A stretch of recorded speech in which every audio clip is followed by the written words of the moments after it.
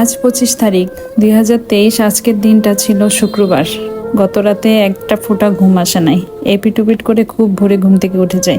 গতকাল যেহেতু আম্মু সারাদিন কিছু খায় নাই, তো ভাবলাম ফ্রিজে গরুর মাংস আছে, আমি গরুর মাংসটা ভিজাই, একটু মাংস দিয়ে ভাত যদি খায়।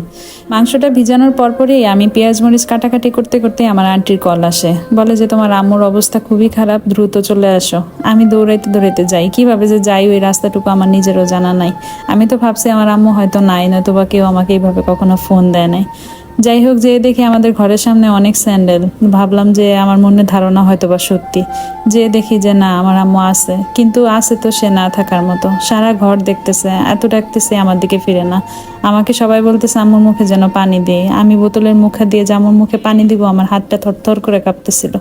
সেই শুক্রবারটা আর শুক্রবার ছিল না। সারাদিন সারা রাত একইভাবে কাটে, কারোর দিকে তাকায় না, শুধু সারা ঘরে কি যেন টলমলো করে দেখে। সবার একই কথা, আজরাইল চলে আসছে, আজরাইলকে দেখতেছে।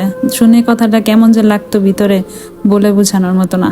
একটু পরপরই আম্মুর এমন অবস্থা হয়, মনে হয় যে না এখনই জানটা বের হয়ে যাবে। আমি বলে বুঝাইতে পারবো না সেই অনুভূতির কথা। আমি তখন মনে মনে দোয়া করেই ফেললাম, আল্লাহ হয়তোবা রেখে যাও, আর নয়তোবা নিয়ে যাও, আমার আম্মুকে তুমি আর কষ্ট দিও না।